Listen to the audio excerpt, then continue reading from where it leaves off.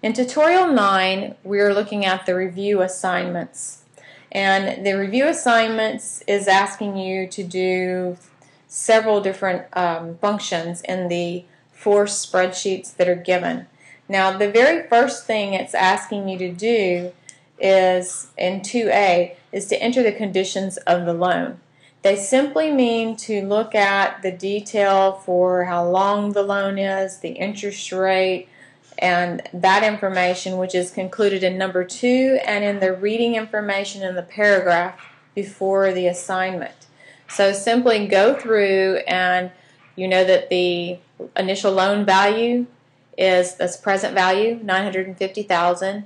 They tell you the interest rate and fill in, the monthly rate you have to calculate, and it tells you it's a 5-year loan. So they're wanting you to fill in that information, and then you will calculate the monthly payment. And they've told you right here it's going to be a PMT formula to calculate that. Now, the next thing it's going to tell you to fill in is the amortization schedule at the bottom of the worksheet. And that's information about how much interest is paid, how much principal is paid, and the payoff amount basically as the loan continues. Now, the remaining principal starts off with the present value, which is $950,000. And they want you to calculate the interest. So you're going to calculate the interest payment, and this is the I payment, IPMT, interest payment. And so you'll calculate the principal payment, and then obviously those two, column D and E, added together equal the total payment. Now don't forget, when you go back to your remaining principal, you can't deduct the whole payment. When you make a payment on a loan like this, only the principal is applied to the principal balance. The interest is what you're paying the bank to borrow the money, and that does not come off. So in this cell you'll notice it's C15 plus E15. E15 is already a negative number, so you can just simply add the two, and your principal, remaining principal, is the balance of the initial principal minus the principal payment. And that's the way it works all the way down. So when you fill in the rest of those calculations, it will give you the totals that you need for each year to fill in the rest of the top. And if you'll notice on the side, they've given you year 1. You can use these numbers. That's how you're going to get the amounts for each year. In the Tutorial 9 review assignment, starting on number 4, it's talking about the income statement workbook. And it asks you to project the revenue in years 2 to 4 using interpolation.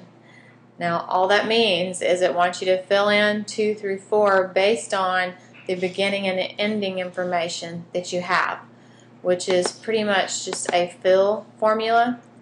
Remember that you have to highlight what you're going to use for your beginning and ending amounts. And then if you're not already on the Home tab, you should be on the Home tab. And the little drop arrow right there is what is used for fill. And so there are some options once you click on that. And we want to use series because this will be a series of numbers. And it is in a row. And we want it to be to trend based on the information that's there. So when you click OK, it fills in the information for you. Now, it already filled in cost of sales information below there because the way the worksheet was set up. So it was already ready for that. Now, the next thing, it asks you to extrapolate the expense values, and it tells you in the range B12 through F17. It actually says B17, but you're going to extrapolate all the way across range C12 to F17. So to extrapolate, if you'll look at page 480, it will show you that you highlight the starting information you have and all the cells you want it to fill in.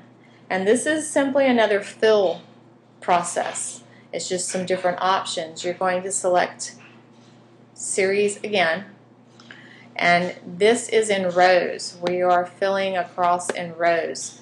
So we need to click on rows there.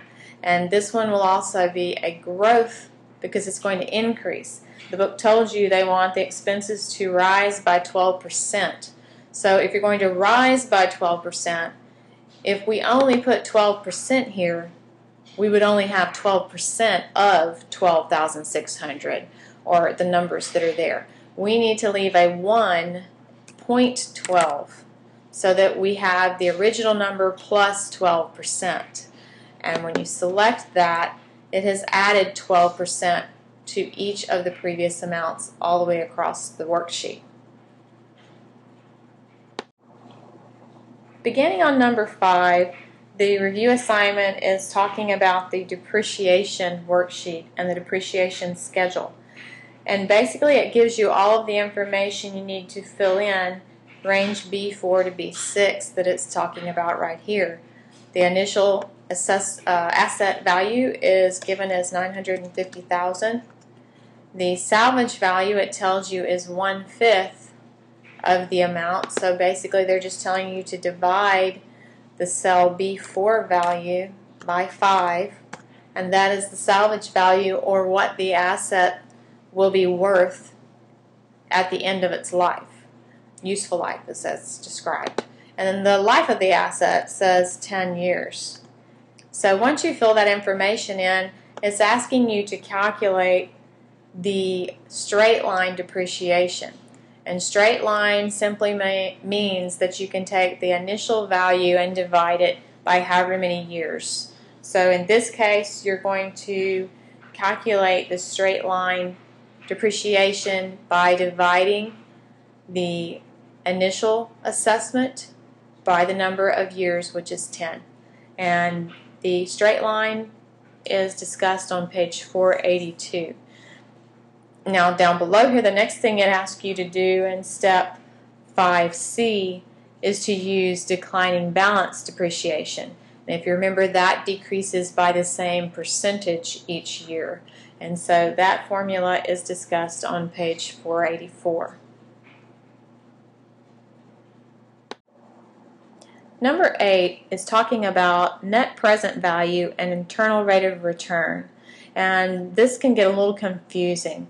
It wants you to look at the range B6 through F6, and this is telling you the money you have made each year based on this investment. So profitability, or how much you've made. You spent $950,000, and what are you getting out of it, basically? And how long will it take you to come out ahead in that whole concept there in that process?